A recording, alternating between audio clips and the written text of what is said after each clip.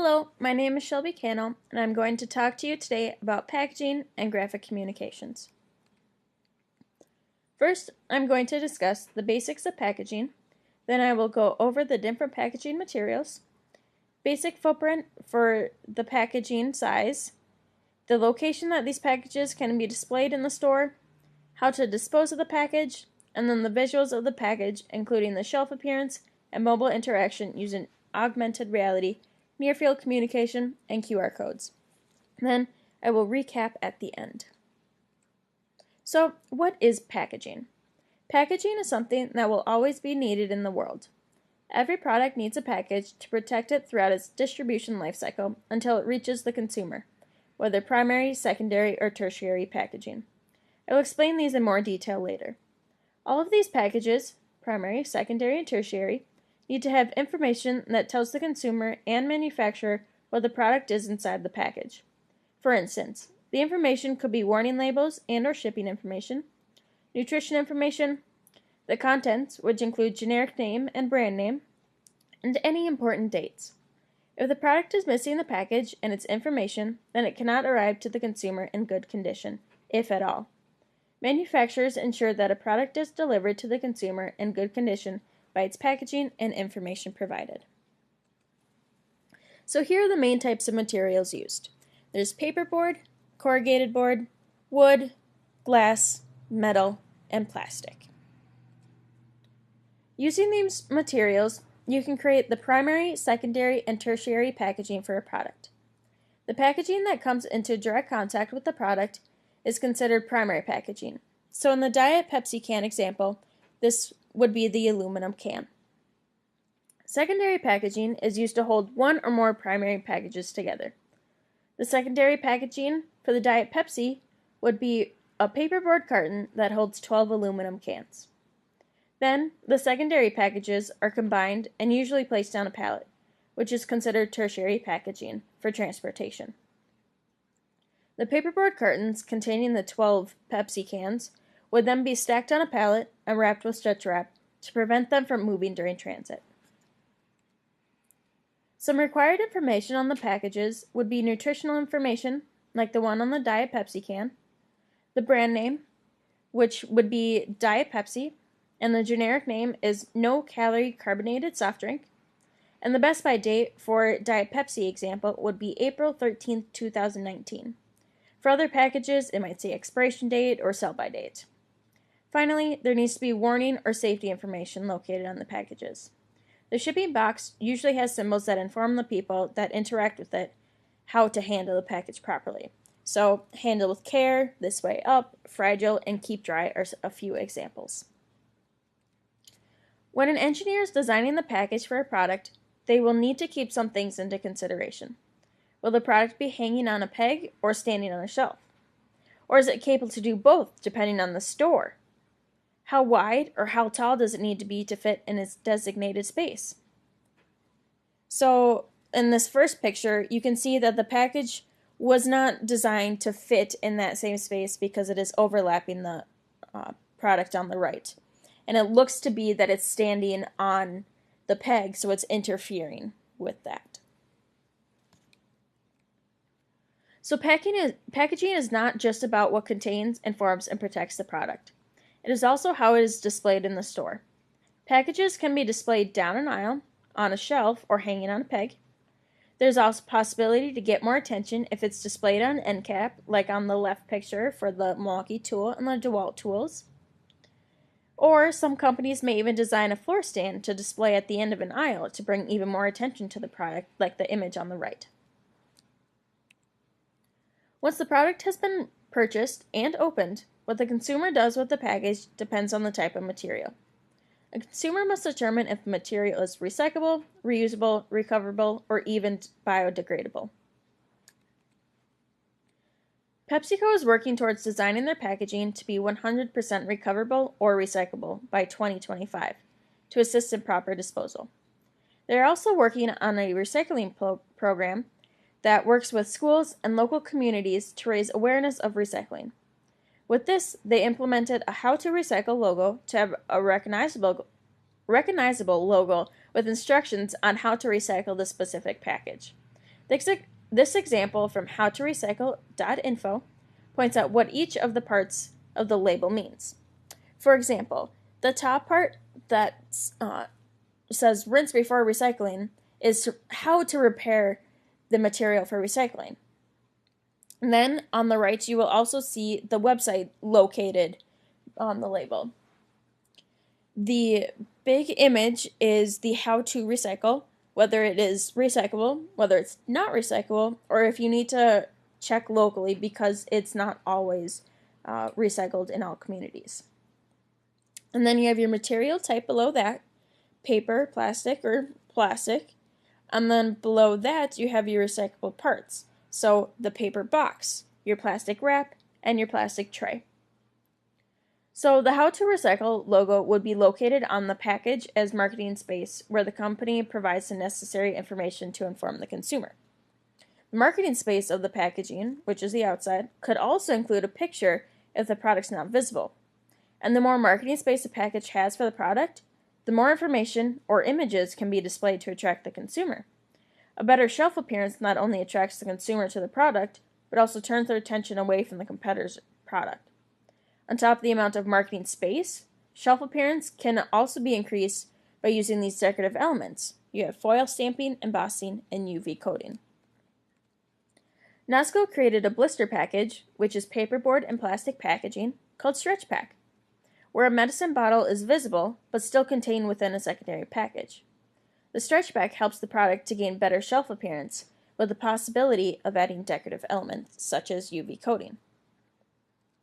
So there are many different ways to gain marketing space, as shown here by Nasco.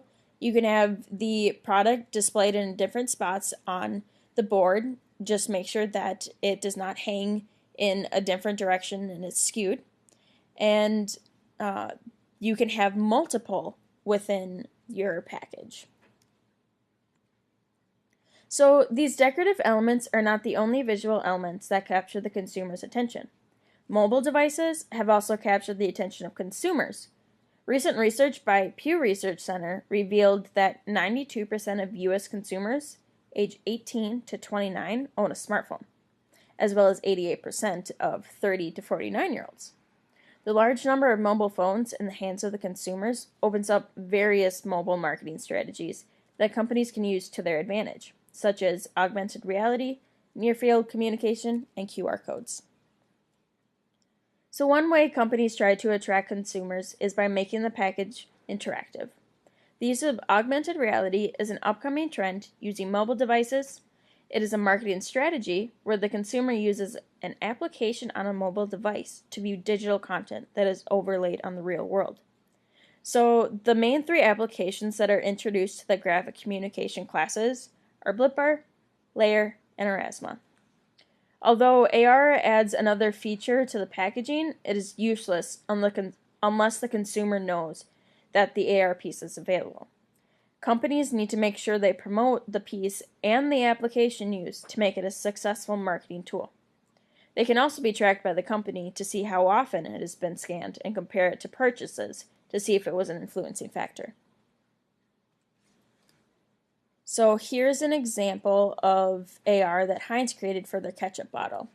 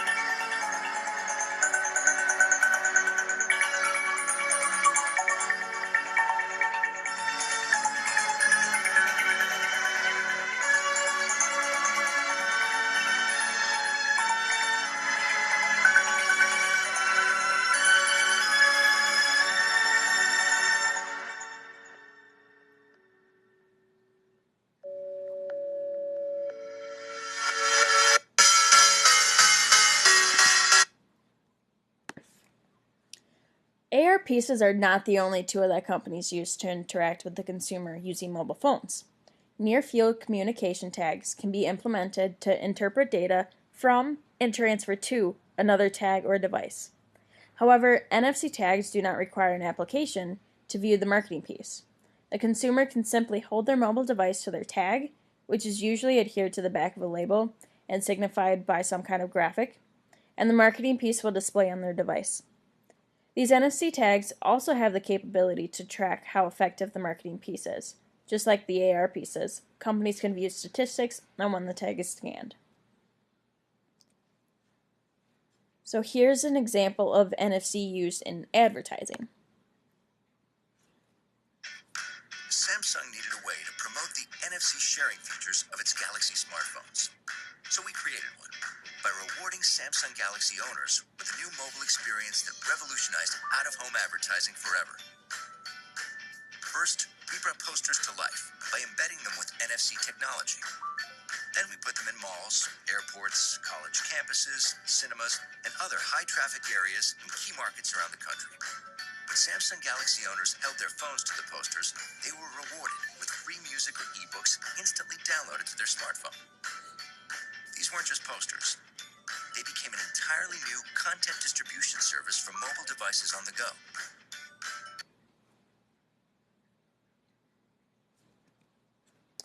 Alright, so sometimes a simple quick response code is used to track and attract the customer. A QR code is a 2D barcode that the company can have set up to bring the consumer directly to their website, or a form to view some coupons, the nutrition information, and so many more other options. So you simply open a QR reader on your mobile device. Snapchat is actually one of them. And then you scan the code. The QR reader decodes the information and then displays it on the device in the correct form. So just like AR and NFC, companies can view the statistics on when the QR code was scanned. So an example, UW-Stout Typographical Society was started selling holiday cards and implemented a QR code on their form and their flyers that people can take home. So when they wanted to have their consumers scan the code, it brought them to a holiday card order form where they would fill out their information and select what design they wanted to purchase their holiday cards. So overall, packaging has an impact on the consumer from the time they see it until they dispose of it. It can make an impression on the consumer even if they do not purchase it. For example, when a consumer compares two brands, there is some aspect that draws the consumer to both products. Even though they are only going to purchase one of the products, they still looked at what both had to offer. The information provided on the package was needed to make a decision. If the information was not there, how would they know the similarities and differences between the two brands? The next time you are shopping, think about these topics when you make a decision. When comparing two brands, figure out what made you decide one over the other. Determine if the location of the product, down the aisle, on an end cap, on a floor display, influenced the decision. Consider the interactive marketing pieces that caught your eye. Reflect on the decision to choose a product based on its packaging, whether it be a box, a can, or plastic, or its recycling method, or disposal method. And no matter the case, packaging played a role in the decision-making process. Packaging will always be needed in the product to protect it and inform the consumer about it and anyone who interacts with it along its life cycle. So these are my references for the information and some images. And I would like to thank you for taking the time to listen to my presentation. And if you have any questions, concerns, or just want to talk about packaging or graphic communications, I would love to help. So don't hesitate to email me at cannels0645@my.uwstout.edu. Thank you.